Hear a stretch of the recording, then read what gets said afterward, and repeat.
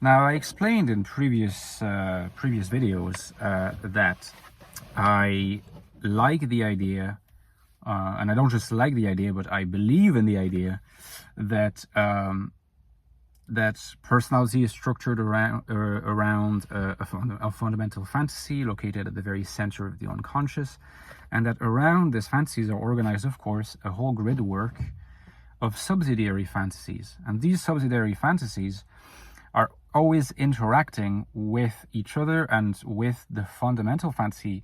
If you like, you have the fundamental fantasy, it's like this pillar, but the whole structure is built around it. So it's a whole complex structure of fantasies, each with their points of access, each with their sort of areas of fragility, areas of strength. If you push this one, the person collapses. If you push that side, the person's sturdy.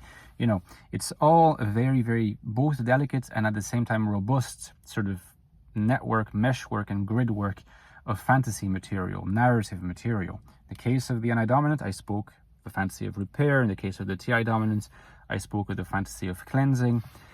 There is a subsidiary fantasy, if you like, that I want to talk about, which is very much a fantasy of the NI dominant. It's subsidiary, but it's in the sense that I don't think it's quite as primordial as the fantasy of repair, but it still is very important. It's like one of the, if you like, we're only starting to get more access to this very complex structure of fantasy. We're doing depth psychology of personality, remember? You should keep this phrase in mind. Only channel to do depth psychology of personality in a real way. Okay, so this possibly second most important fantasy of the NI dominance, which interacts in constant, emerging, dynamic ways with the fantasy of repair, is what I'm calling for now, pending a better name, a fantasy of divination. In fact, this was already implied in something I said in a previous video about how the NI dominant relates to the future. I use the verb divining a lot, and there's a reason for that, because this fantasy of divination is essentially this narrative of being able to anticipate future narratives, okay? Because narratives are fantasies, or rather fantasies are narratives, okay? So if you have a fantasy of divination, you're going to experience your predictive abilities, what I prefer to call the oracular abilities, like an oracle, because it seems more primitive, you know, in the mind. You're going to experience your oracular activities as being about stories, as being about narratives. But because this oracular fantasy is very intricately meshed within the fantasy of repair, it's constantly interacting and manifesting itself as such.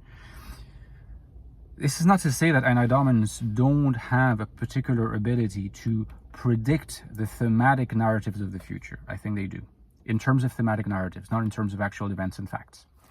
But you can both have a relatively conscious, subconscious, or unconscious self-attribution, that where you kind of say to yourself, yeah, like I am a diviner of things. You can have that and be that too. Like in my book, I say, you know, Rafael Nadal is a great tennis player. I'm pretty sure he was aware that he was a very good tennis player. Okay, so it's kind of similar in this case. There is a fantasy of divination, which is also why it's part of, in a way, and I mean this in a healthy sense, it's part of the INFJ's and the INTJ's ego, part of the INFJ's and the INTJ's healthy narcissism, to fantasize themselves as diviners. It's part of their self-image, and to want to think that to become healthier they have to cut that off is a terrible idea. Okay? It's part of their self-image, and it's a good thing that it's part of their self-image, because it's part of how their fantasy world operates, fantasy PH.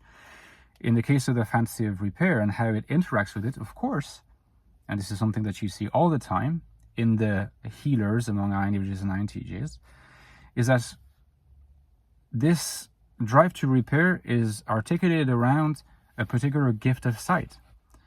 I see things the right way, and it's on this basis that I'm going to heal you. I am able to see what others don't see, and it is this gift of vision that will allow me to set things right in the world.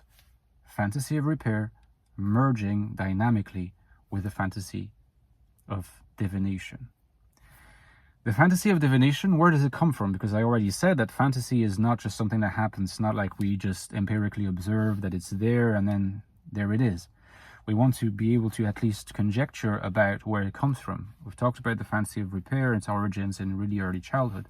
Same with the fantasy of divination. If you like, the very young child who fantasies PH that he has damaged his good object, his mother object usually, feels guilty and has a drive to repair. The first fantasy that he has the ability to repair is born at that moment and structures itself and crystallizes itself over time.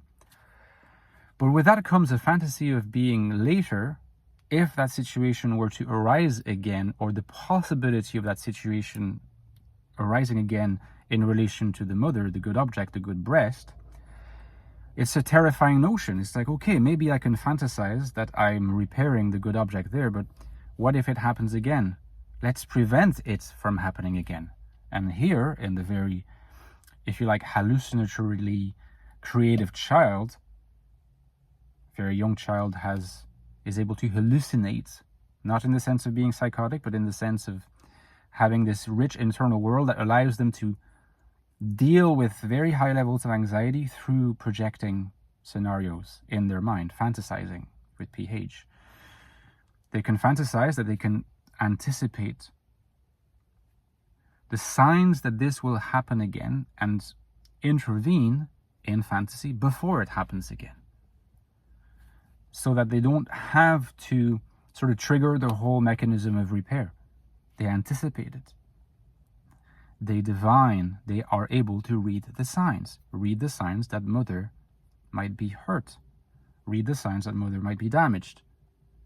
That is the kernel of what later crystallizes into a fantasy of divination, which in conscious language we would call a self-image as someone who's able to predict the future in terms of narratives and themes. And you also see how the interaction between the fantasy of repair in the very young child and the fantasy of divination are very closely intricated together, because repair is the consequence of damage. If you can anticipate the conditions that lead to damage, this makes repair more efficient, because there will be less damage or no damage. So repair and divination go together. They become enmeshed together in the fantasy network of the anti-dominance, more prominently, I believe, than in the fantasy network of other types. Guys, if you would like to support my Patreon page, please consider, if you like my content, because I'm offering new content here, stuff that's never been discussed before. If you want to support me, I would encourage you to. I need you more than ever, and I could do nothing without you. The link to my Patreon is down below. You get access to deeper dives into all these topics. Latest one was on what would an NI dystopia look like. It's a really interesting 30-minute videos. The members really enjoyed it. There's a whole library of those and access to the Discord server as well to interact with me and the others. So please join us. It'll be a lot of fun, only for a few bucks a month or a few bucks a year. It makes a huge difference. And don't forget that if you want to know more about the INFJ personality, which is my type, check out these two books, The Ecstatic Soul and The Internal World of the INFJ, INFJ Mind, INFJ Consciousness, The Infinite Soul and INFJs in the Modern World, How to Find Purpose, Value, and Meaning in a Difficult World for INFJs. These two books are essential readings if you want a deep understanding of the type. Thank you very much. Find the links below, and I'll see you tomorrow.